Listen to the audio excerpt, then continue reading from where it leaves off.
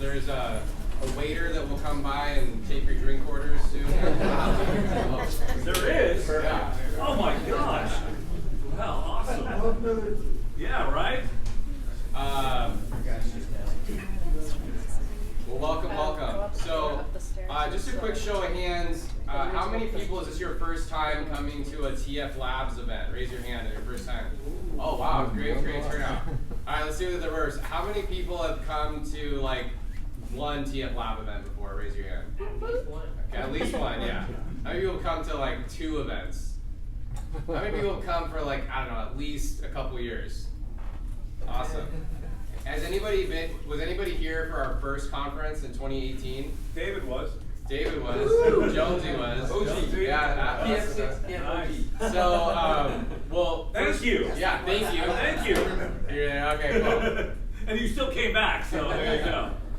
Well, look, I appreciate you all being here, spending your Thursday with us. This is going to be our first event of 2023. And 2023 is going to be a really good year for TF Labs as well as for Web3 community. We're committing to doing 2 events every single month. And our goal with that is just frankly just to get people together around Web3, around crypto, really be like an anchor for folks who are just looking to get more out of it and understand more. We also do things like we have co-working days. So how many know about our Web3 co-working days that we do? So we have that tomorrow, by the way. So if anybody wants to do Web3 co-working, it's free. All you got to do is just make sure and register and let us know. And we'll try to keep those going. But just real quick for anybody that doesn't know, so we started TF Labs back in 2017 when I personally got interested in Web3 and cryptocurrency. Just really started thinking like, hey, like we need to do more events. And that's when we did our first conference, was actually in 2018. And so this is just really important to me and I think to the broader community that we get together. There's a lot of uncertainty or so forth that kind of gets talked about in the media. But for those of us who are working in the space, it's not as uncertain as the media makes it out to be, right? Or would people agree with that? So, you know, headlines sell, but there's a lot of really good stuff happening in the market. So our goal for today, in today's event, is just to talk about what's happening in 2023, what we see on the horizon. And we're going to do today a little bit different than we do most of our events. Typically when we do an event, what we'll do is we'll have some guests that come and we have a panel, and it's very hyper-specific to that topic.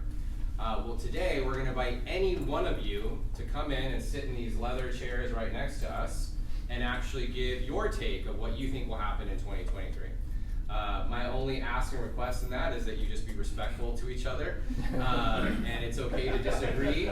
It's okay to have opposing opinions, but just be respectful to one another.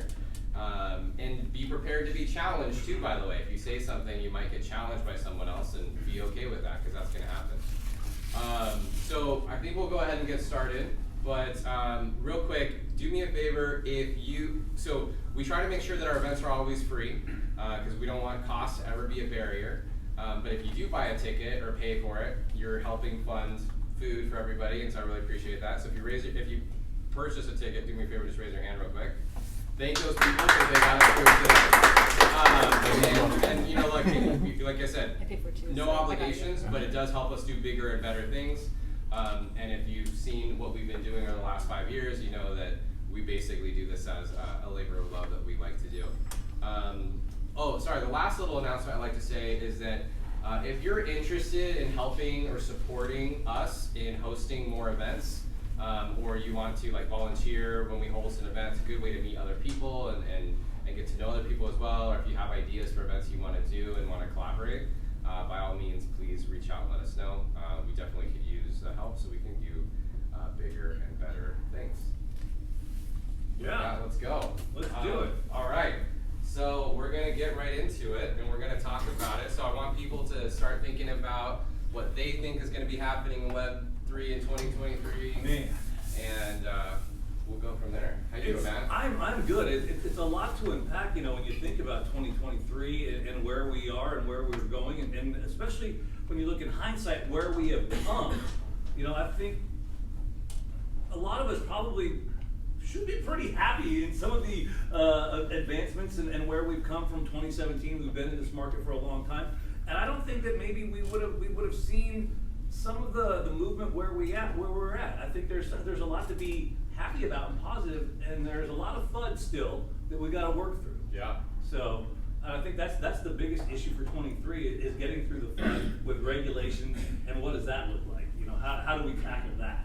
Yeah, I think going from 2022, there was a really big elephant in the room, being the FTX debacle that really took the wind out of people's sails. But I think considering it wasn't as bad as it could have been, right? Oh, no. Obviously, for those involved or anybody that Right. had, If you've lost money, we're sorry. yeah, like that on that side is not terrible. good. But what I mean more from a global macro or market aspect of it, the fact that Bitcoin went down to 16K after that, I think is actually a strong thing, right? Like, if anything, if it was as bad as people had made it to be, again, from a macro standpoint, Bitcoin should have gone down considerably further than that. And people were calling for it. Yeah, people were calling for Bitcoin at 10K. My Twitter feed was like, oh my gosh. And even in the summer, Bitcoin went down to I think 16.5K or 17K. That was before FTX, right? So the fact that FTX only knocked down crypto to that level, I think, is a strong indicator of how mature the market has become since. And now we are at call it pre-FTX levels when it comes to the market. Well, I think it was good. We needed a cleansing. We needed a burnout. I think a lot of things were that needed to go are going, and that'll be good. I think the exciting thing though for 2023 and kind of dives into what you're talking about is with the world of NFTs and where we're going. And I think what we saw initially was the fun, really great way to kind of get involved with whether it's PFP or something initially like that. But now with brands, and I think it's the unsexy things. It's the HTML, STMP code in the background that we just don't really take for granted, or we do take for granted, I should say. Yeah. But that's the exciting things for 2023 that I think where we should be looking for NFTs. Yeah, and I could talk about that for a long time, of course. You could? But, I could. It's, Anybody else on it? I like to say that boring NFTs will take over the world, and we've been in this world where PFPs and avatars and art have been really interesting, and I think they'll continue to be interesting. But I've always said that I think that that's going to be the smallest opportunity for NFTs is actually the PFP market overall. If you think about it with collectibles, the way I like to break it down is, if anybody here collected basketball cards or has a Michael Jordan rookie card, right? Like, awesome, that's great.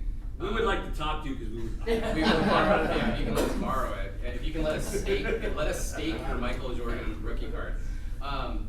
But imagine saying that the entire basketball market was predicated on basketball trading cards. So meaning like kids leagues, the NBA, video games, watching television, all that kind of stuff was just, the whole basketball market was just really summed up in basketball trading cards. It's not. And that's really the equivalent when people talk about NFTs and think about it strictly from a PFP context, is you're putting it in that same You mentioned light. basketball, and just yesterday, I think we tweeted out, somebody might have seen it as well on the crypto Twitter, the Portland Trail Blazers are now offering season seat holders NFTs, so come and get your in-arena NFT, and we'll have it in this crypto wallet, and you'll be able to access it and get you special VIP access to deals there in the arena. Yeah, so when it comes to what's in store for 2023, when it comes to NFTs, I think it's those sorts of things. I don't think we're quite at this part, but maybe this is like 24 or 25. Is that essentially anything that's paper has this NFT. We won't get that anytime in 2023, but this notion for brands, when they think about NFTs, it's more about how do I make sure that I get in front of my customers, provide them value, give them things that they want, and unlock marketing opportunities. And NFTs really being like the tool to unlock that marketing opportunity, as opposed to, hey, let me sell a speculative, product to my customer base in some strange way. Porsche. Or Porsche. Porsche. Is it Porsche? It's Porsche. I'm Porsche. sorry. Porsche. People who know, Yeah, right? I apparently This man owns two. Yeah. He's telling me he owns two.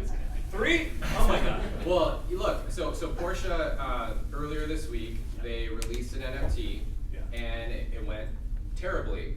But what's interesting is the analysis on why it went terribly was because supposedly they didn't involve the Web3 and the NFT community enough. Like that's what they thought. I actually honestly disagree with that, by the way. I think like that's not the reason why it went poorly. Well, why did it go poorly? Because they didn't involve the Porsche community. So if you're a brand and you alienate your own customer base, that's crazy. Okay, but just being devil's advocate, how many people who own a Porsche know what an NFT is and know how to access it? I mean, here's the thing: they don't need to. They don't need to. Okay, and so that is, I think, where Web3. If we want to talk about what happens in 2023, I think it's taking a step back from this forceful education of what Web3 is or crypto is, and actually just having better experiences and better solutions. Because if you go to your customer and you say, hey customer, we have like this really cool technology for you, and you need to take 9 steps in order to acquire this new thing for you. And by the way, there are scary steps because you have to save these keys and all these passwords. Do you want to buy this thing from us that, you know, who knows like what you can do with it because we haven't even thought through the utility yet. So that's the issue. Whereas if Porsche would have just gone to them and said, hey, we actually delivered 300,000 cars in 2021. You think we should approach those people maybe and see if they want an NFT? But hey, do we have to call it an NFT? But here's the thing though, John. Eventually, when they go in to do the sales and they take you back in that little office and you're like sequestered there and there's no daylight, you're like, oh gosh, they got me. You know, we've all been there, maybe.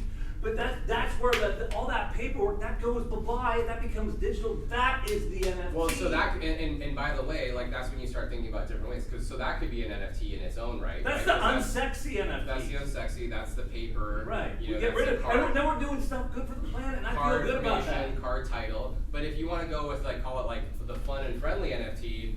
Hey, thank you for coming and taking a test drive. Here is an NFT as a commemoration of your test drive. And oh, by the way, when you come and decide to purchase your Porsche next year or whenever, you're going to get, you know, this guaranteed MSRP price or whatever again, that's when you talk about what's the marketing decision. The value add to it, yeah. And that's really where the value is overall. So, so I think this is the year where we see brands really think about NFTs as extensions of their product offering, as a thank you, as a commemoration, as a loyalty point, as an event. Hey, thank you for attending our event. Here's an NFT to commemorate the event. This is really how we're going to see brands do that. And the brands and the companies and organizations that abstract the heaviness of crypto, I think, are the ones that are going to, you know, be able to find success. A lot of people like to discredit or discount Coinbase and say that it's not decentralized enough and blah, blah, blah. And it's not, and it shouldn't be because it's an exchange, one. And two, there's a reason why they've done a really good job in a customer adoption standpoint is because it's simple to use, right? All that to say, I think there is tremendous value in decentralized aspects. I think there's a tremendous amount of value in people having their own cryptocurrency wallets and having their own Bitcoin wallets and maintaining their own keys. And I think people should learn how to do that. I'm just a little bit of a skeptic in thinking that the average user is not going to go through that, right? No, for those that do, no, my mom is not going to go through that. Right. Do it, she needs this very simple UX UI that's like, oh, okay, great, I can do this. But all the more reason that those who understand that and have taken the time to educate themselves, I think will always have an advantage in this space. Well, yeah, that's I won't do that. Yeah. So. I want to now invite people to start coming up, and the mic is yours. And we're gonna ask you what you think is gonna be taking place. And if you don't come up, I'm gonna start calling on people I know and calling you out. And in fact, and I'm gonna just start asking people. Where's David Zhang? David, come on up. I want David to come on up. So for those that don't know David, where are you going? Oh, you're going. He's leaving. Oh my God, you're not supposed to leave, David. So David is the co-founder and CTO of Stably, which is a stablecoin project. All around smart guy. And we'd love to hear your thoughts. What do you think is in store for 2023 with Web3? All right, so I guess first of all, none of this is financial advice, right? It's not. Please Well, don't take what I say and go and make an investment decision. We're not making you it. Yeah. But personally, I mean, being like an industry insider, so I've been working in the crypto industry since like 2018. I've seen a few ups and downs and a few adoption cycles. One of the things that's really surprised me about this cycle is that, despite all of these things like, the Luna Terra collapse, right, the whole FTX situation, people are still making substantial forward progress like every single month, right? So rather than people being like, oh, it's the end of crypto or it's the end of Web3, like I think, people have realized that, oh, there's going to be a lot of volatility in this space because, it's an unproven technology and people are still figuring things out, but people are, building more and more than they've ever been. So I think this year we're going to see a lot of improvements in a few key areas.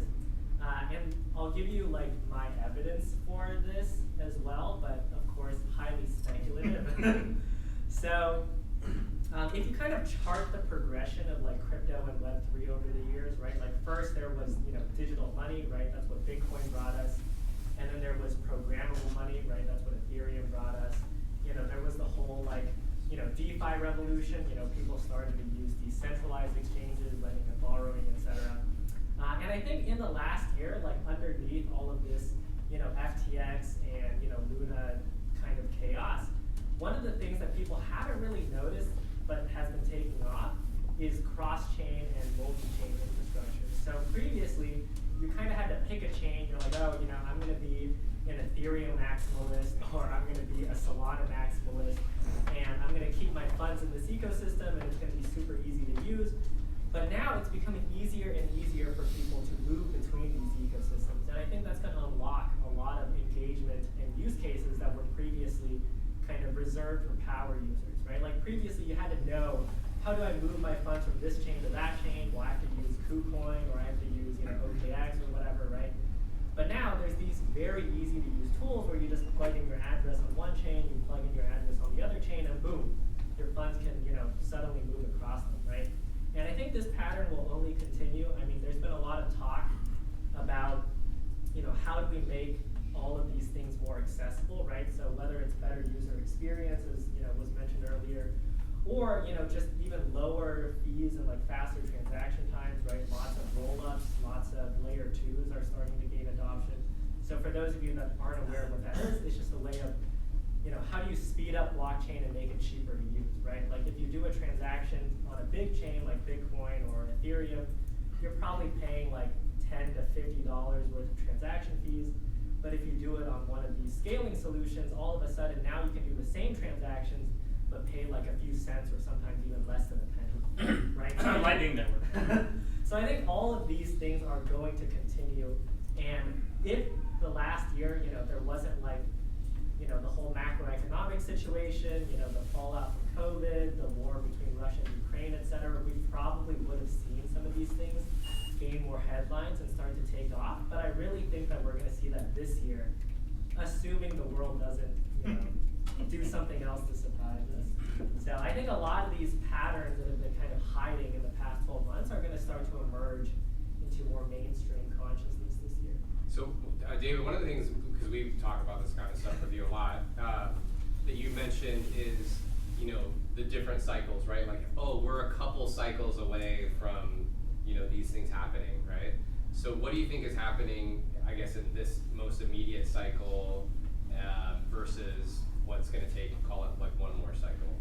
Yeah, I mean, I think so for me, I'm in the the stable coin / on and off ramp space, so that's what I'm mostly paying attention to. So this is probably just based on what I've noticed. But I really think that like previously people kind of just launched blockchains because they wanted to launch a token and make some money through an ICO or whatever. But then these chains would just immediately die, right? Because they couldn't gain like critical adoption, or they couldn't get people to build on their chain or whatever. But there's a couple of pivotal technologies that are starting to become mature that is going to make like a multi-chain world a more realistic reality, right? So you have, I guess there's a couple of different paradigms, but one of the major ones that people have been getting really excited about recently is like the Cosmos ecosystem. So they made it really easy for people that are building chains using this kind of core Cosmos technology to be able to talk to each other and move funds and do transactions between them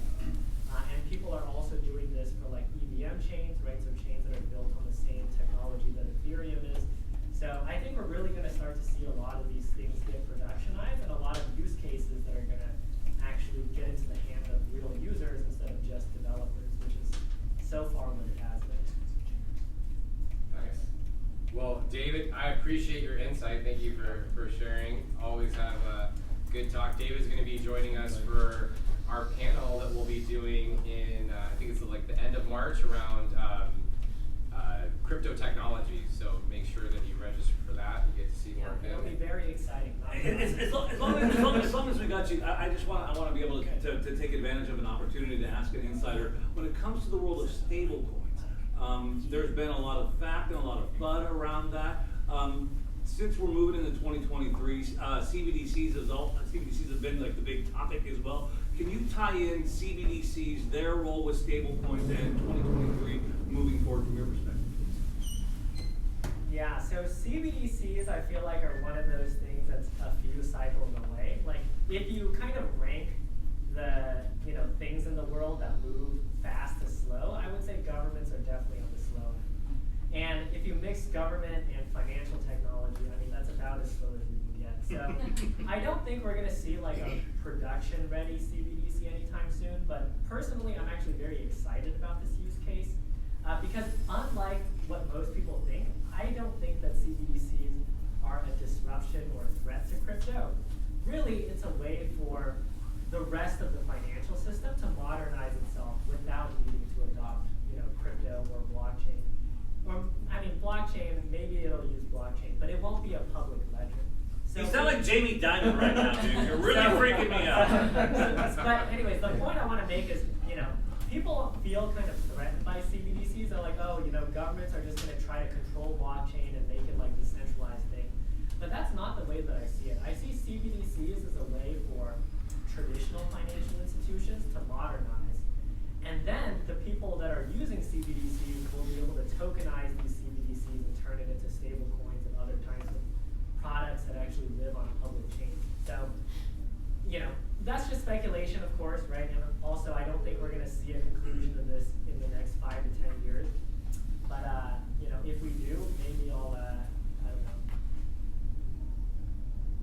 Be careful what you say. It's being recorded. I was going to say something, but I don't want to commit myself to that. That big red record button? Yeah, that means be careful what you say, man. Yeah, I'll give you a high five. All right, there you go. There you go. Bam. Well, David, thanks for joining us. We have a bunch of people that have joined us. We have a couple more seats. There's one seat there, there's one over here, and there's two over here if you all want to come on in. Welcome. Well, I invited Renata to come up because she is a financial wizard. Where does is not she? get There she is. financial Oh, advice. hey, you're already up here. Hi. And I always appreciate what she says on our Telegram channel and thread. Which, by the way, is everybody here in our Telegram? Raise your hand if you're in a Telegram. Okay, if you're not in the Telegram, just like tap the shoulder of someone who just raised their hand and get the Telegram from them so you can be in it. But Renata, what do you think is in store for 2023? I'm actually really excited about 2023. From the builder perspective, just give a little bit of background and what my experience is. I come from a place of where I was interested in crypto. I came from Web2, and I was like, what is this thing that's going to take my job potentially? So I really dove into the rabbit hole there. I ended up joining a European DAO, and I worked with them for about a year, and that has been very interesting.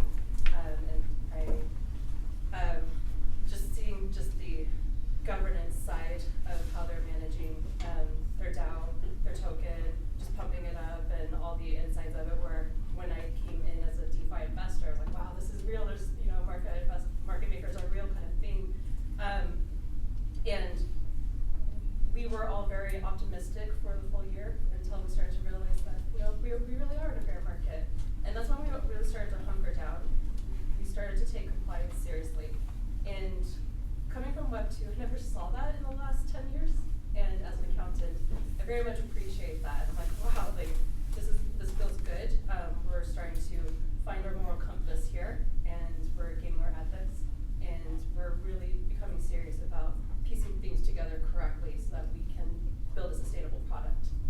I have since moved on recently this month to Armanino. I now have a platitude of clients now, and they are all very serious as well. And that makes me very excited because I tend to bounce between corporate world and accounting firm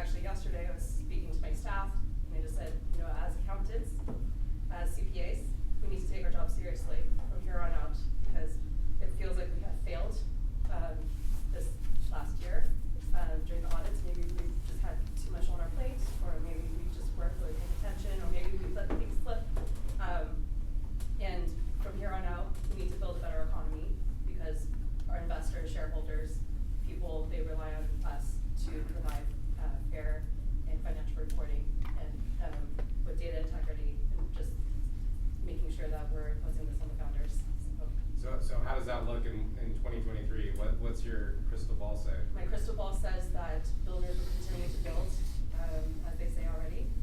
And as far as a potential bull market coming, I don't really see that happening this year. And that makes me feel excited because that gives everybody some time to really look at their controls and process and put it in place.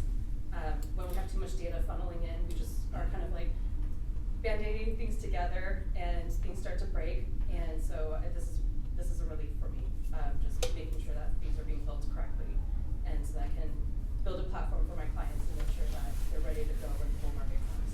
For next year, we'll see what happens, but this year I'm just more so excited about the time that we're gaining here. I got a question. In 2023, what are you hearing from your clients are their biggest concerns or issues when you're meeting or speaking with them? So my high profile clients luckily have fundraising, so they're good. The lower profile clients, I went to California in December and tried to help them fundraise, and it was very difficult. Just no's at every corner, and they're finding it really hard to find newfound money. So this is where I'm trying to emphasize trust. I think investors will take that into serious consideration and hold that as a high bar going forward. Nice. Well, Renata, thank you for sharing your Thank insight. you, Renata. Woo. Anything that you want to come up, start thinking about what you want to share with us, but I'm going to invite Alvaro up here if he wants to come up. If you want to come up, I'm be curious what your thoughts are, what your insights are. You can sit next to me if you want, whatever. My mic's just as good. Actually, now it's your mic, so. But if you feel comfortable sitting next to John, then you can sit next to him. That's comfortable. So Alvaro, if you want to introduce yourself really quickly in a couple seconds, and then tell us like what you think what's your insight for 2023 with crypto, Web3 from your vantage point. Yeah, so Alvaro Jimenez, co-founder of Unity, at present manages a small crypto fund in the industry. And as far as prospects for 2023, I think it's just waiting for the Bitcoin halving, which is happening in 2024, and then we will see some significant price action again, hopefully. And none of this is financial advice yet. The whole thing is not financial advice, the whole night. But based on past data and past experience, that's how it's looking at. As of now, from a macro perspective, we recently did a pretty deep dive analysis, and it seems like there's a lot of macro threats right now. Some of them like systemic even, and everything is being held with stitches and chewing gum. And it's holding, right? Like we're seeing it. But if one of those breaks, it could be a systemic issue, and we would see a very, very significant letdown on both traditional markets as well as crypto. And one thing that we need to think about is, our investors, as well as most investors, they think about crypto as, high risk, high return assets, right? So from a portfolio management and diversification, in times of high uncertainty and when things really get rough, the first thing that you do is liquidate the high volatility assets out of your portfolio, right? You might keep some in order to sort of still have a little bit of a balance.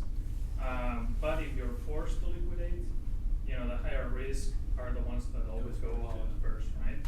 So, if uncertainty increases, due to global events or economic events or what have you, right, we can see another potential significant letdown.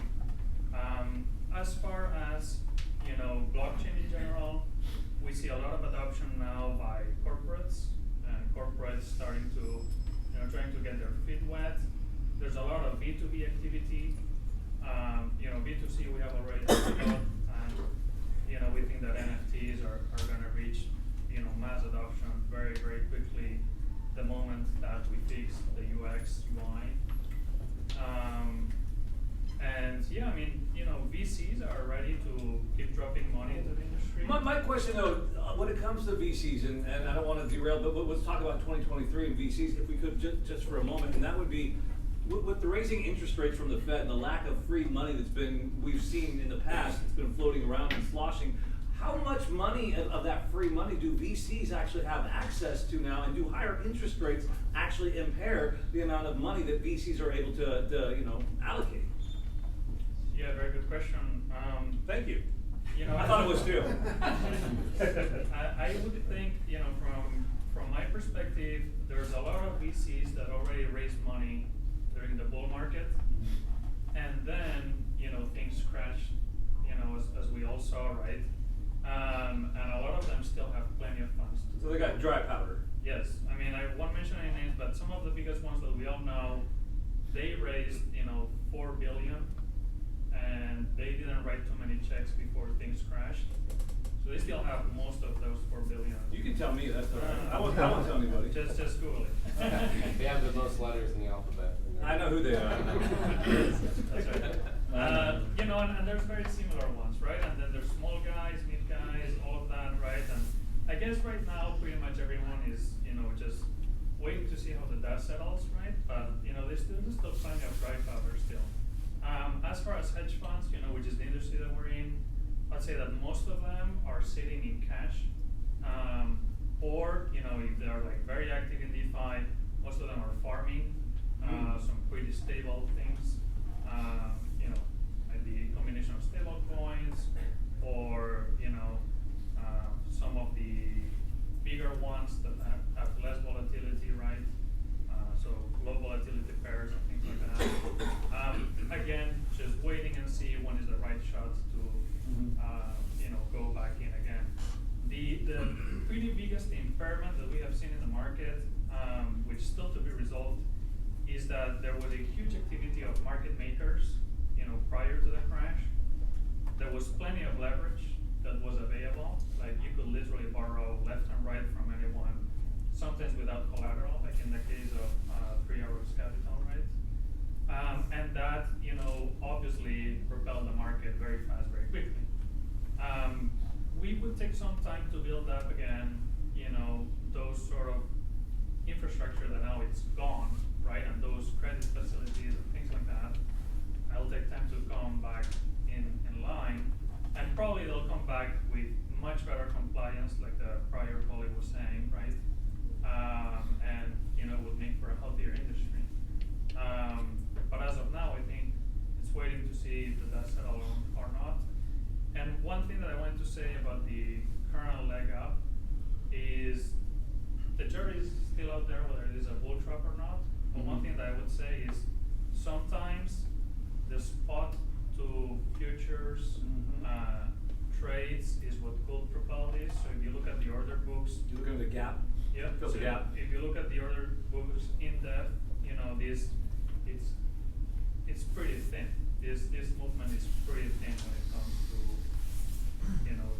the Yeah. volume and all of that. So But if it's really thin, that would tell me that maybe that has the potential to blow right through anything as well. Because if there's nothing really there, then it could just continue to go parabolic until it might as well. It might as well. We will see. That's why at least from an institutional standpoint, what we see is very few people are taking very aggressive positions right now, whether on the upside or the downside. Mostly is just waiting and see how things settle. So if you're saying if we were like at a casino, everybody's basically going check, right? Is that basically like check? Look at other tables. Yeah. Check over to Jonathan. Well, nice, Alvaro. I appreciate that insight, definitely from your hedge fund perspective. So thank you for coming up. And it's good- That's a good to really see cool you. perspective. Yeah, definitely. Thank you. Give Alvaro a hand. Yeah, man.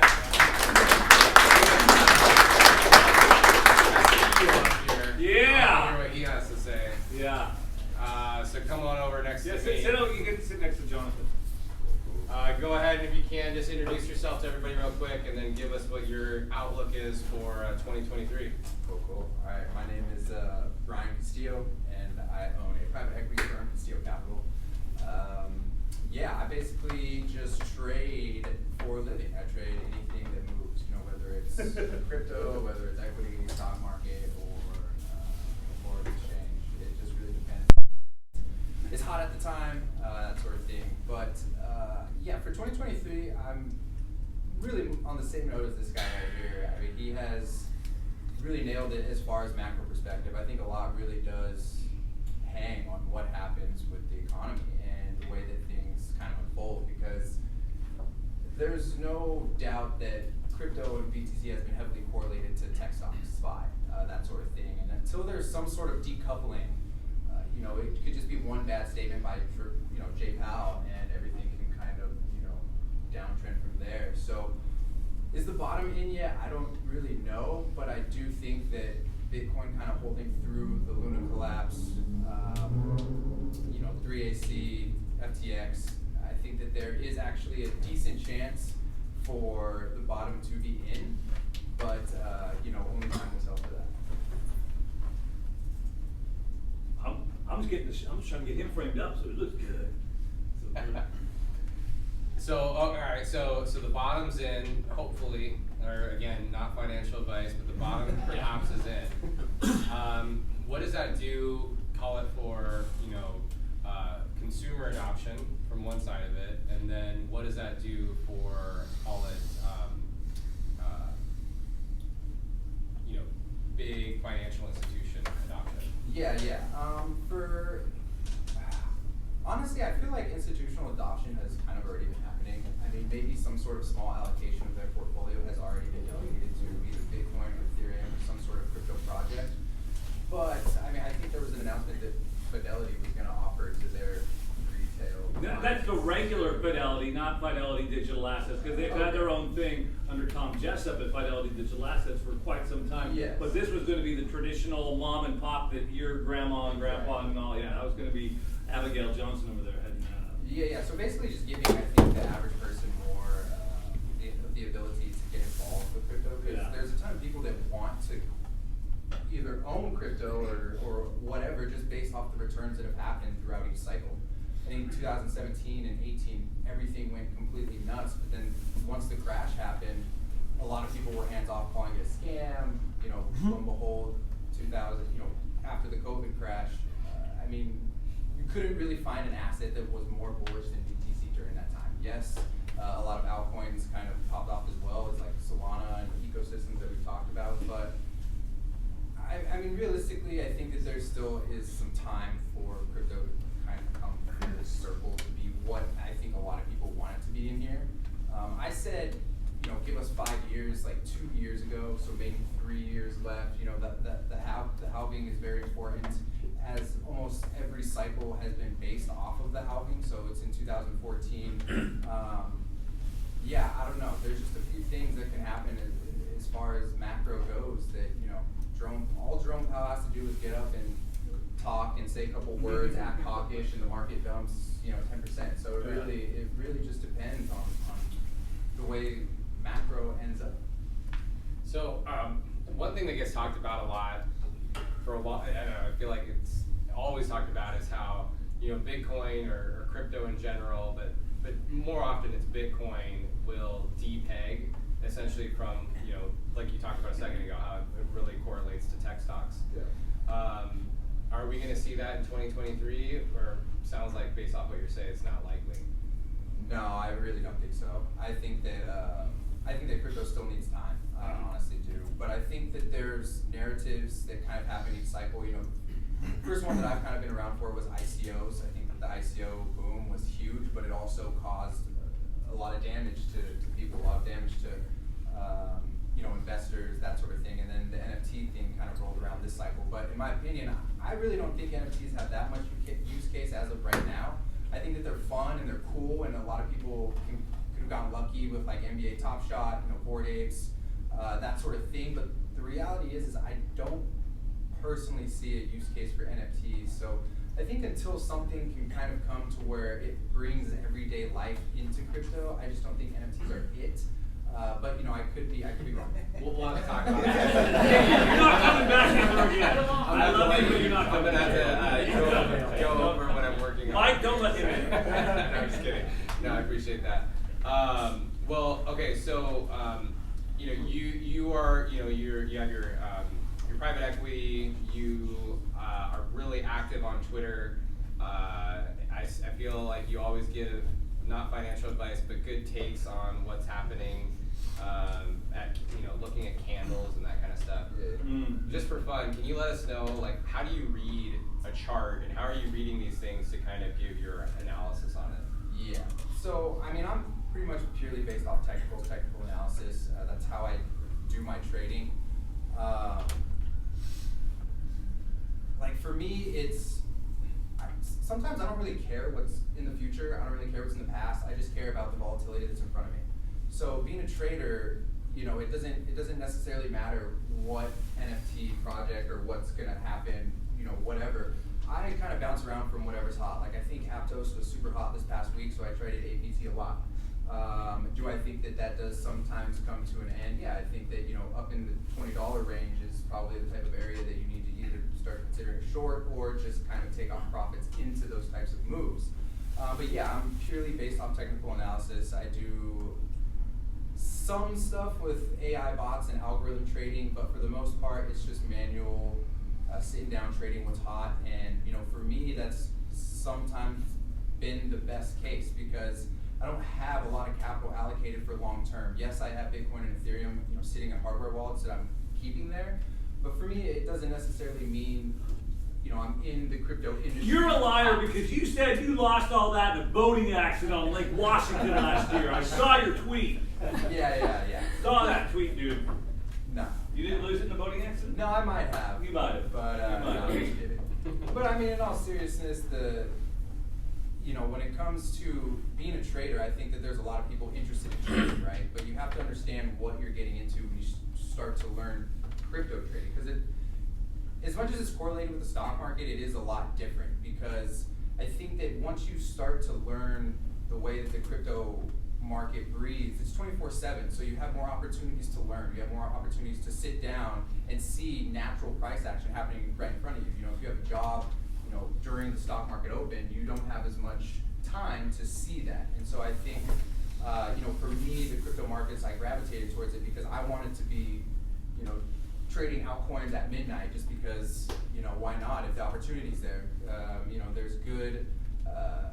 there's good opportunities when other markets open up and other markets close. So like Asia markets open up when we're all sleeping. I sometimes pull all-nighters so that I can see what is the way they're trading based off of what happens for when the New York opens. So yeah, that's really kind of the gist of what I do. Is it's purely based off technicals. There are some indicators like RSI and stochastics that I use, but for the most part, it's just manual trading, support, resistance, that sort of thing. Nice. Well, Mr. Castillo, thank you so much. That was awesome. I appreciate that insight. All right. If there's anybody else that wants to come up, I want to, but I want to hear from Devin and putting him on the spot. You want to come up here? Do it, Devin. Well, you can go whatever side you want. Whatever side you like to be on. You can be on whatever side you like to, Devin. Welcome. How are we doing? Well, thank you for asking. I am well. How are you? Amazing. Can't complain at all. Right on. A very nice, considerate young man. There you go. So, my outlook for 2023.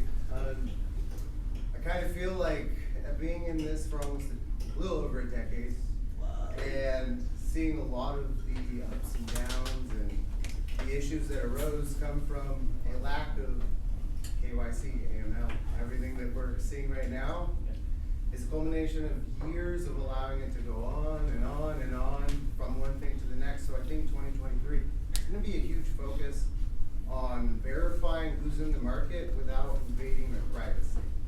So when we look at DeFi as a whole, we're decentralized finance, right? But if you look at finance in the real world, we have a credit market. There's no credit market in DeFi. So why do you have billion-dollar businesses that can't access credit? That doesn't make any sense. Credit's what makes all of this safer for us. Our real world runs off of credit. DeFi can't make a change till we adopt credit the way it's supposed to work and then implement credit reporting. That is actually what blockchain is for. When we first all heard what blockchain was, I heard it was a digital ledger, right? It's basically, fundamentally, what it is. Yeah, and what is a ledger? It's tracking historical debts. Boom, yeah. Right? Well, what does that sound like? That's a credit report. So when we talk about even the linguistics of blockchain, its best use case is a credit report, not a store of value.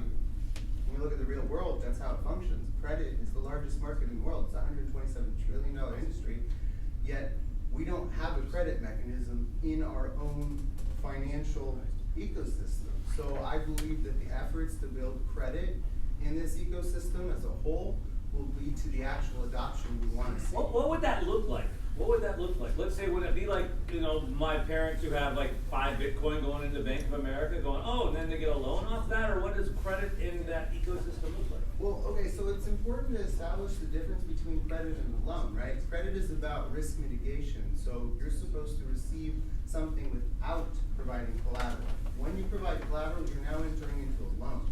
That's where you have risk mitigation, but also collateral to provide in case you default on that. Well, the beauty of blockchain is not actually, and I'm going to say something that may be sacrilegious here. So blockchain is not about decentralization. This is one of the biggest confusions here. Blockchain is about immutability. Immutability leads to decentralization. I can hand you something, and I don't need to worry that you're going to change it.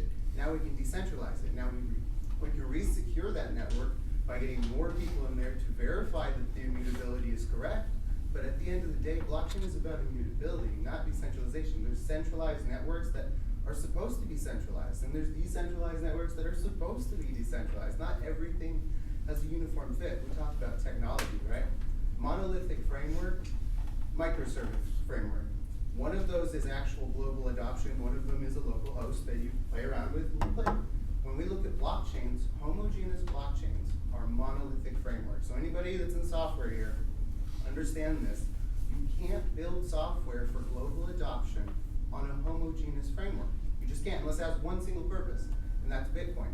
Now, Bitcoin is very interesting because we all have feelings of it can go away, it can come back, but let's talk about the mathematical principle why Bitcoin will never go away unless we get rid of it all. Because the Satoshi is the only token that actually has the Satoshi pegged to it is Bitcoin. So it's essentially the unit of measurement for every other token that we accept right now. So it would be like saying one day the miles will be so long that you can't measure it in feet. That's not how measurement works.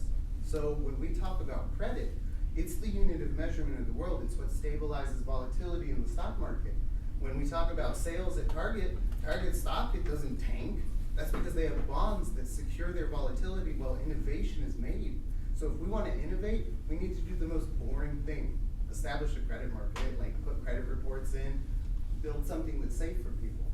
So I hope that that's the outcome of 2020. And that's what you're working on, I hope. Yes. We've been working on it for 3 years. We filed 165 patents worldwide. And it wasn't to become the oligarchs of this. It's actually to not get pushed out of our own industry. So looking out for the TransUnion and the Equifax and the Experian, we already knew that they were going to start establishing their own, and look how things have been going lately for them. So I don't know if anybody else wants their credit reports held by them. I'd rather hold it on my own phone, where if somebody says, let me see your data, let me see your report, and they can scan a QR code, and they know that that report is accurate and verified because the... Would that be an NFT? Yeah. Oh my gosh, I'm getting this. Did everybody make that? That's awesome up top. So imagine everybody's NFTs in here. You have value on your NFTs that you could report to a credit report right now, but they don't allow that. Africa currently holds the most digital assets on the planet, and none of the people over there can leverage that value. But if you could put it into a credit report, people would not be scared to sell their Bitcoin or sell their Ethereum or sell their other assets because they know it's actually backed by, okay, I can get credit for this, I'm not going to sell this thing. What do we do with our But then what are we giving them credit in? A CBDC, a stable coin? Sorry. It's beautiful. No, this is beautiful. David, but you know. Yeah, this is a really good thing to do. So we're currently talking with MTech, who has, they locked in the federal program for CBDCs between the US and Africa. They've launched 10 different countries, and they would like to report to our reports. Why? Because people don't trust CBDCs.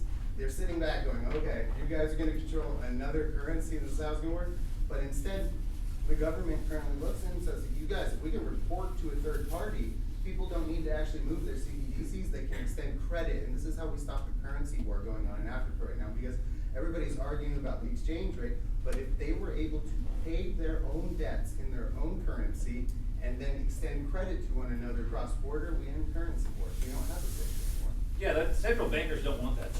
They do if they can make more money with it. Oh, well, there you go. Right? That's what we're figuring out. Well, it's crazy is 94 out of 100 people around the world do not have access to the actual largest market in the world, credit. Okay, $127 trillion industry, and 6% of the world actually is what holds it up. And they look to America, they look and say, you know, America's got all the money to spend, but really we're just stacking on all of the debt. And I'm sure the 300 million people here would like the rest of the world to see us in a better light, and that we do want to help people, and that the way we do this is growing these credit markets. Again, credit has been around longer than any other form of exchange.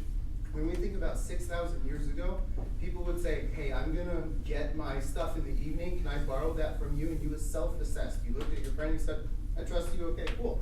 But then we found gold. We found little items and said, you know, I'm gonna put my trust in that, which makes no sense at all, because if I put my phone in the middle of Times Square, I'll never have to worry about it actually growing legs and taking off, but you proved my point right there. You have to worry about people picking it up, taking, whether good intention, ill intention, doesn't matter. Trust is about people, not things, right? So when we establish credit, your credit shouldn't be based on the things you have or the things that your income, because if you lose your job, are you a less credible person? No. You just have less assets to provide for the loans you've taken. So separating what is credit-worthy behavior versus lots of money, because I've met lots of people that have lots of money and they're not very credible people, vice versa, right? So at the end of the day, I know for a fact, if we figure out credit, we will prove to the world the real use case of blockchain. We'll prove to the world why there can be quadrillions of dollars added to the GDP. Imagine right now, $127 trillion industry is created by 6% of the population. What happens when the other 94%? Gets unlocked, man. You got a tsunami. And the beauty is credit won't crash the market because it's inflationary and deflationary at the same time. When you use credit and it's dormant, it doesn't affect the market. But that credit though is being loaned out at an interest rate, and that interest rate right now, what is it? Not too freaking good. Yes. Yeah. So how do we deal with? Yeah. Well, interest rates are based on the ability to distribute the default weight load. So essentially, we have the ability to say, look, we know what the average default rate is, and we can then extend that over those years and safely extend credit. But the issue is getting data, real data, immutable data, first-person data, which is what blockchain is for. Again, we go back to what its first use case is, and that is credit reporting by its own linguistics. It's a digital ledger. So, sorry, I'll hurry up and show you here. You and I are gonna have drinks later, bro. We're gonna go to the garage and do karate and break some balls. So, What's gonna happen? You know, at the end of the day, I can't say that I felt a little ignored for 3 years, screaming about all the problems that are gonna come crashing down. And when I had very close friends, people involved, that I've been saying, Luna's gonna go, all these things are gonna go, none of this makes any sense. I can't get behind it. And it was because there isn't a stable market to provide a secure area for people. We need to understand the difference between guardrails and fences, right? Ooh, tweet that! Somebody tweet that! Somebody tag Cynthia Lummis, the senator.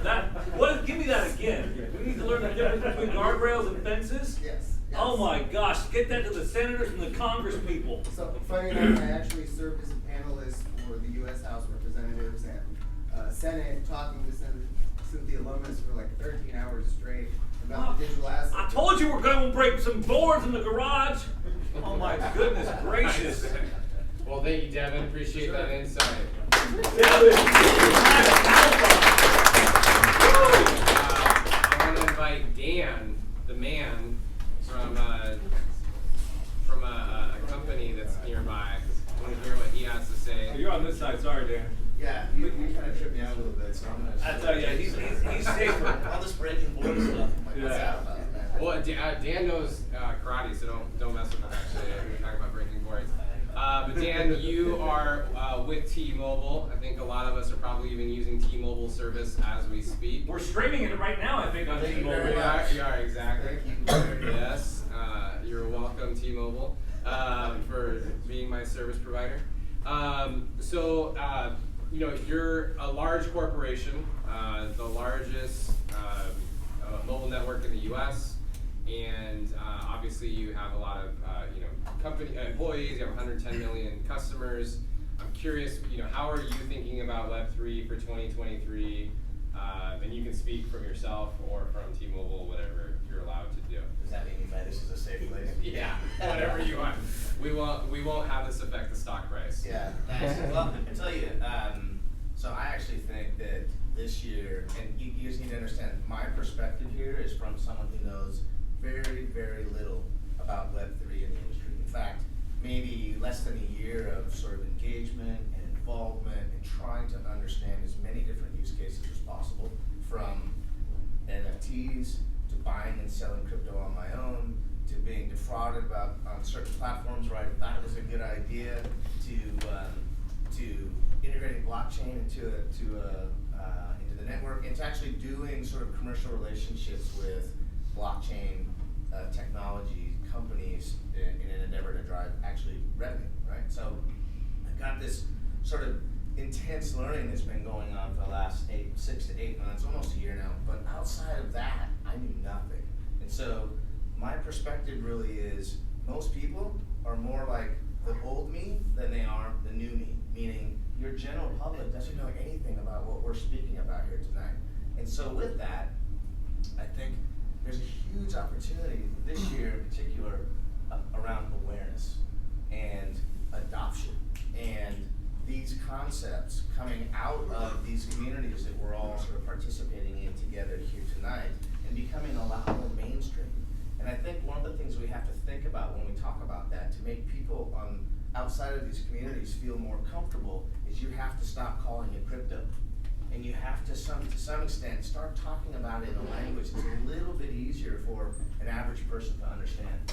I think I can totally understand the discussion around a credit transaction and a credit disposition. But as soon as you start going into technology and blockchain and NFTs and the utility around those things, or you mention the word crypto, most people tend to have a bit of a visceral or allergic reaction because of what the mainstream media is doing with this messaging, right?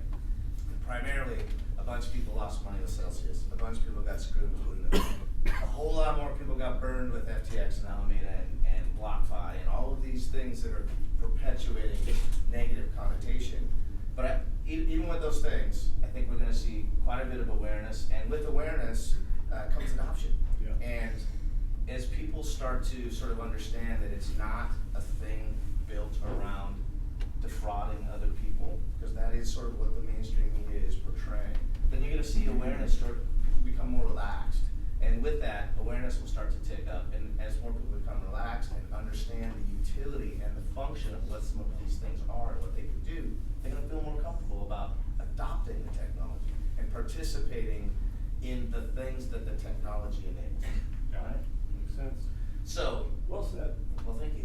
That's sort of like my own personal perspective on it. So if I put my corporate hat on, I think that as a corporate sort of officer, I'm responsible for a sizable line of business within T-Mobile. I think it's my responsibility to some extent to help create that awareness and that adoption.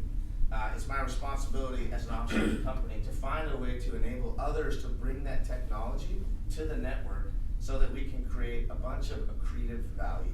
And that value is things that are better for people, things that are better for the company, things that are better for the country or the world, whatever it might be. There is this thing that comes up, it's called value, and lots of people judge or create or think about value differently, right? Everybody has a different perception of what's important to them and what's valuable to them.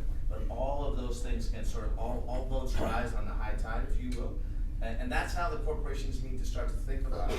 And you're seeing that, but it's adoption that's very slow, because most corporate officers are looking at mainstream media and thinking about the FTX problem. And how are they going to make a decision that they're going to be defrauded on the next day? Whether it's a capital investment or a personal decision to take the risk, those are things that are hard for executive positions that are accountable to their shareholders and to the stock value itself, right? So it's slow, but I think this year in particular, you're going to see the aperture open up quite a bit, and a lot more people start to feel comfortable with it. I've heard the point made a couple times already tonight. It's really interesting that with all the bad news in the market, we still have seen quite a bit of good awareness in the last 6 to 8 months. And stock markets are getting pummeled, the crypto markets are getting pummeled, people are being sort of persecuted and really like dragged through the mud, some of them deservingly so. but not necessarily everybody. There's a lot of victims here for sure. But at the same time, the communities are continuing to grow, and they're getting bigger, and they're getting more diverse, and they're figuring out how to tell the message in a little bit different way each time, which sort of perpetuates that thing of more people feeling comfortable about it and creating more awareness and higher adoption rates, right? So I think we're going to continue to see that, and next year when we're sitting here having this similar conversation, it's going to be a much larger group. You're going to have a lot more people going, yeah, look, I learned a little bit more about it. I saw something that was interesting. I took advantage of it, whether that's do something with it, talk about it in a positive way, whatever that might be. The end result being better awareness, more adoption. You're also going to see the big companies realize that they're going to have to do something uniquely. And I'm going to give you a sort of a corporate example. Over the last couple of years, we were the smallest wireless carrier in the country. Then we acquired Sprint and immediately sort of jumped to the second largest in the country in terms of subscriber count. But over the course of the last several years, we've actually moved from fourth to first place in the world in terms of market capitalization. Our stock value grew 20+% last year. 20+%. Because we're doing things that are sort of interesting for us, but more importantly, valuable for the people that we care about, and those are our customers. And so, creating awareness and driving adoption of these things that are good for our customers is what we need to focus on. And you're going to continue to see us do that. Most of those things have nothing to do with blockchain or decentralization of anything, quite frankly. But you can't keep doing the same thing you're doing now and continue to see your success and the trajectory of your success continue to rise. You have to think about things a little bit differently. And I think this is the opportunity that we have to take some of these concepts and some of these ideas and some of these ways to apply the ideas to create that incremental value for the companies. I have a question, just from your perspective and from somebody like in T-Mobile and other telecom companies, where do you guys see Web3 and what are the kinds of things that are on your radar that interest you, maybe from the industry as an overall? What are the things that get folks like you? We like this. What is it? What you say? Yeah, well, look, I think loyalty programs are immensely valuable because it is creating and enhancing and delivering on a value proposition that's a function of your relationship with your customer. So I think when you think about loyalty programs and how you build a program that uses NFTs and creates different kinds of layers and value propositions that help you drive that message, I think that's super powerful. That's an interesting one for us. Something more on the revenue side, look, I'd love to develop a wallet and start to accept different kinds of currencies as a way for customers to ultimately pay for their cell phone service. That's pretty far away because that one ties directly back to the problems that SBF has created for all of us. Yeah, and I mean, to me, I was gonna go there, guys, because I would think wallets would be something that for whether T-Mobile, any provider, that would be like almost kind of like a no-brainer. But yes, then you're getting into the whole money transmitter issue, and then you got the whole From a regulatory and sort of compliance perspective, like playing with monies and wallets like that, and a lot of the different currencies, like that's not super. There's no confidence level there. There's a lot of discomfort there still. But again, as awareness goes up, as adoption goes up, people will become more comfortable with how these things function. I also think, and it's a little bit of an awkward position, a little bit more regulatory sort of perspective and involvement is actually going to continue to be good for us because it's going to force the shitheads out of the system, right? It's going to force the people that are here to take advantage of us out. Right? Because it's going to hold them accountable, or it's going to hold somebody accountable for the decisions that are being made that are bad for all of us, quite frankly. So I think eventually we're going to get there. But there are some interim steps on the way, right? For example, it would be hard for T-Mobile, for example, to create a wallet and start accepting different kinds of cryptocurrencies, whether it's stablecoin or Bitcoin or Ethereum or whatever it might be as a form of payment. But that doesn't mean we can't find partners who are interested in doing that.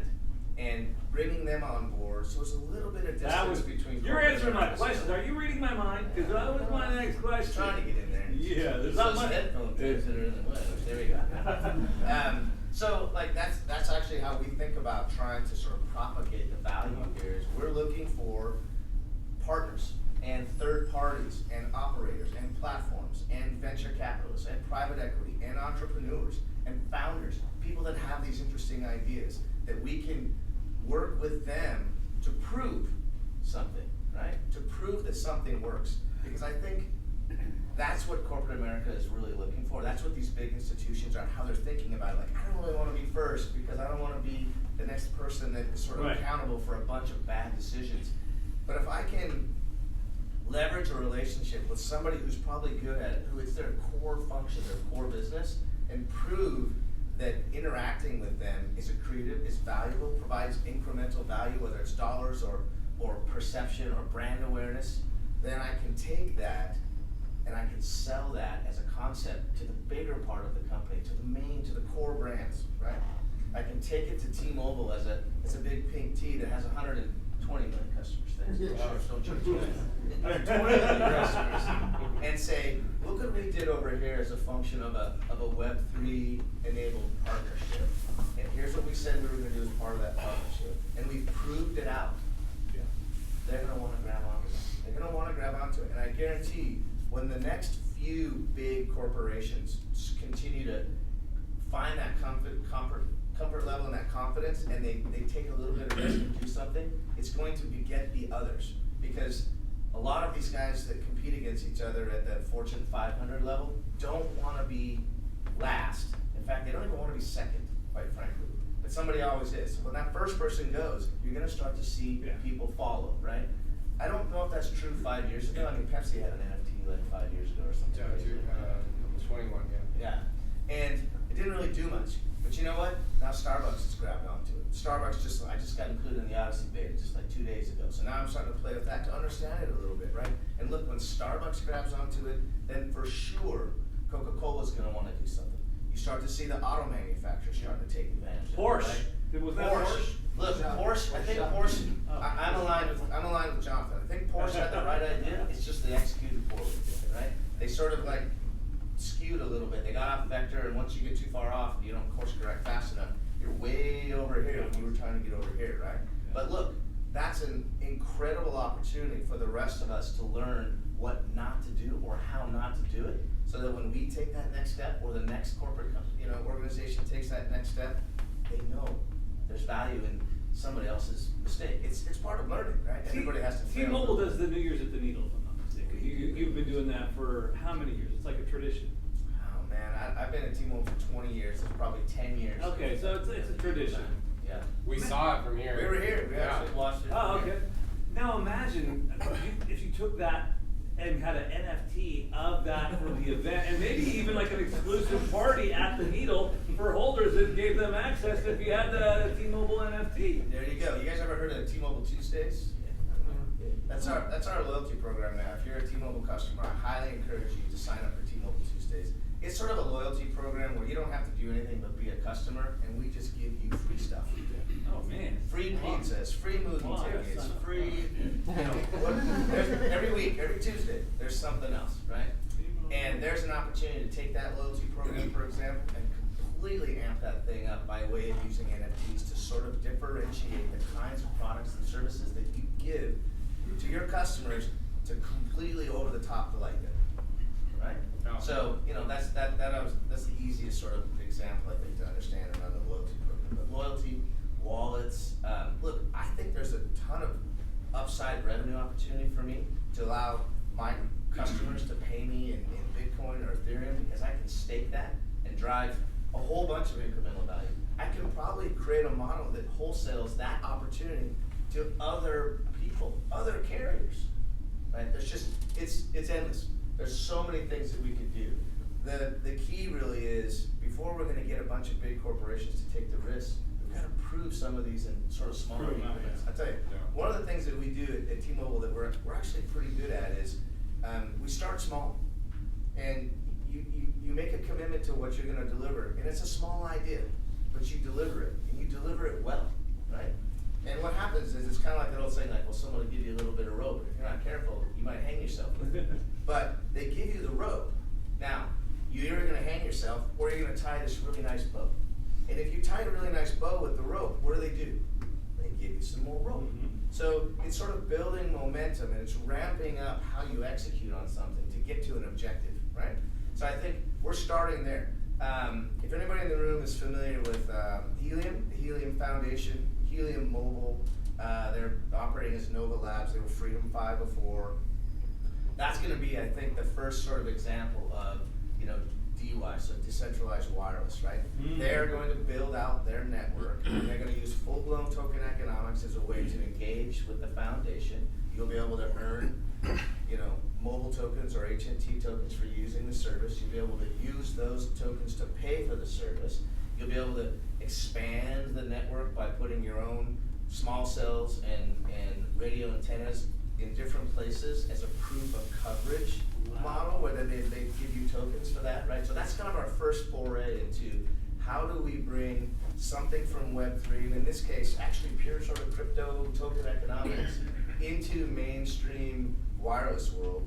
It's still at a little bit of a distance, so it keeps everybody safe. Like, but there's at least 15 more of those that we want to go execute on as a team. And part of the reason we're actually here, and that we've had you know, the opportunity to speak with Jonathan, and I'm really grateful that we've been invited here, is because we are looking for these kinds of ideas. We are here because we want to partner with people, and we want to find these unique and interesting ideas, and we want to find a way to bring them to life. That's it. And I tell you, that's different. I mean, you don't see, I think it's different. Personally, I would get, you know, I don't see a lot of other big corporations coming into the communities like this and trying to find a way to first and foremost learn. That's why we're here, because we want to learn. Second, how can we find some interesting things that we can take to market together? Even if it's just a proof of concept, we just want to prove something works. And so we're going to continue to do that. We're going to work specifically in Seattle to actually build community, right? And participate in the things that you see happening in the Seattle community. At the same time, you know, we had an event in Miami back in December. It was super cool. There's, you know, several hundred people showed up. It was just like this. And we expect to do more things like that because we want the community to accept us as people that are here to find ways to do things together, so that we can show value, so that everybody gets to take advantage of that value. Right? There's a ton of that stuff that we're really happy to be part of it, and that's what we're kicking off. So that's sort of my, you know, here's what's going to happen in 2023. We're going to make some of this stuff happen because we're going to participate, and we're here to figure out what the right things are, and this is the right audience to, you know, to do that, right? It's not sitting in the ivory tower saying, hey, we're going to do this. It's actually coming down and speaking with the people that know what these things are. With the noblemen like us. Yeah. That's right. That's right. So that's my story. What are you guys doing tonight? I love it.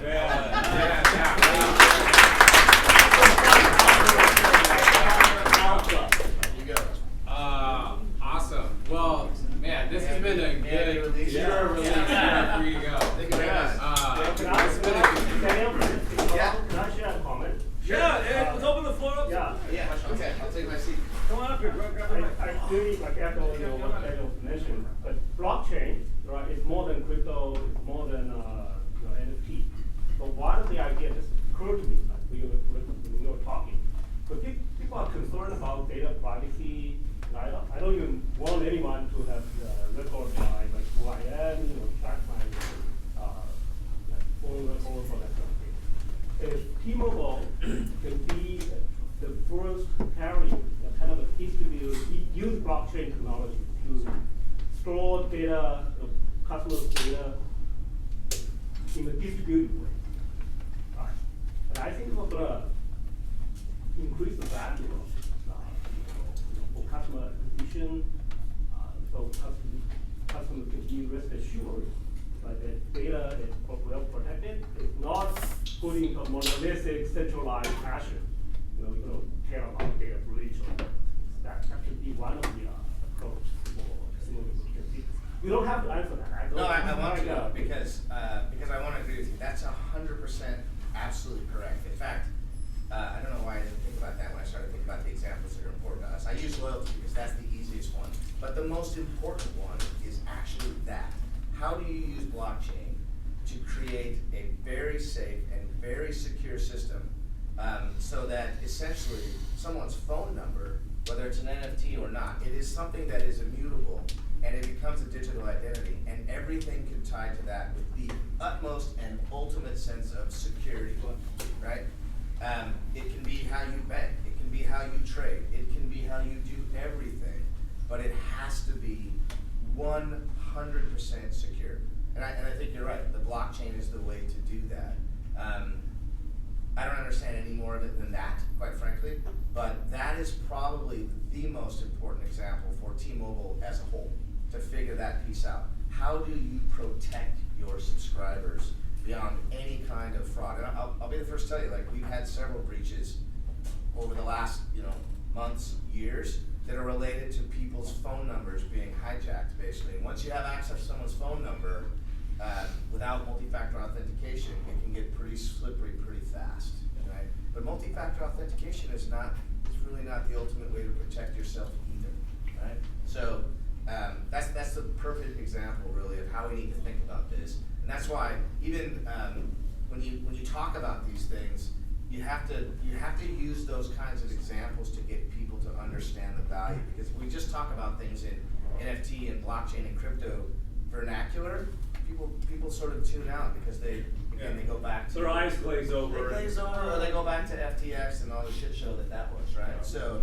but that is probably the most important thing that most big corporate companies that have these large incumbent bases of subscribers need to think about how to do, and how to do really, really well. Because you'll lose, I think we all agree it's good to fail and then you learn from it. But man, if you're a big company, you're going to make a bet on that technology, and then it goes sideways, you stand to gain the risk of losing a lot as well. Right? So yeah, it's a really, really pertinent point. Thank you. Nice. Well, good way to end on that. Thanks for that question or comment, I should say. And Dan, thanks for joining us here. Thank you. Well, listen, this has been a very, very amazing first event of 2023. So I want to thank you all for being here. Give yourselves a round of applause. And we would love it if you joined us at future events. So our next event is going to be on February 8th. Here at the office as well. We're going to be talking about NFTs, Web3, and gaming. So I encourage you to sign up and register for that. If you go to TF Labs, there's a section that calls. And there's going to be a game. There's going to be a game. We're playing a game on tour. All right, Matt's making that up, but we can find it. No, we're not. I'm being told in my headphones right now. So, so we'll be joined by Rahul Sood, who's the founder of Irreverent Labs and Mecca Fight Club.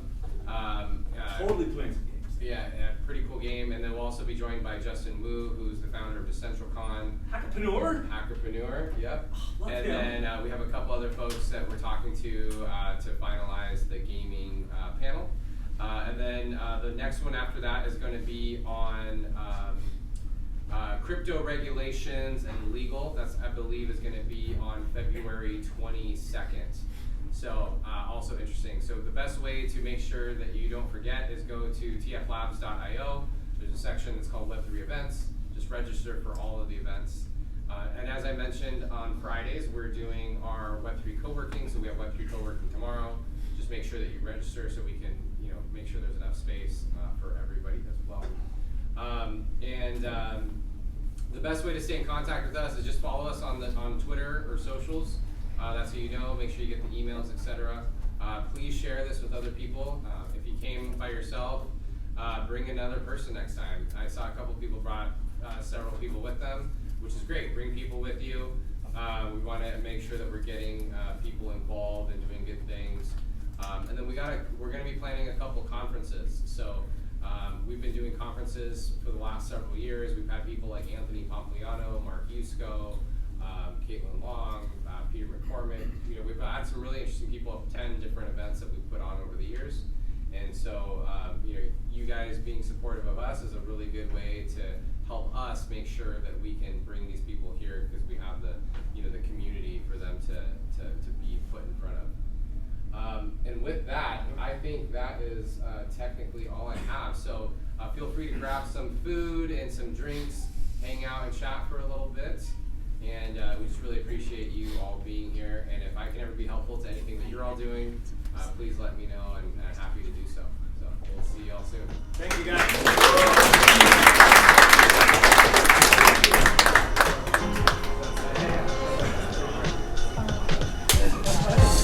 Oh, and take pictures. Do me a favor.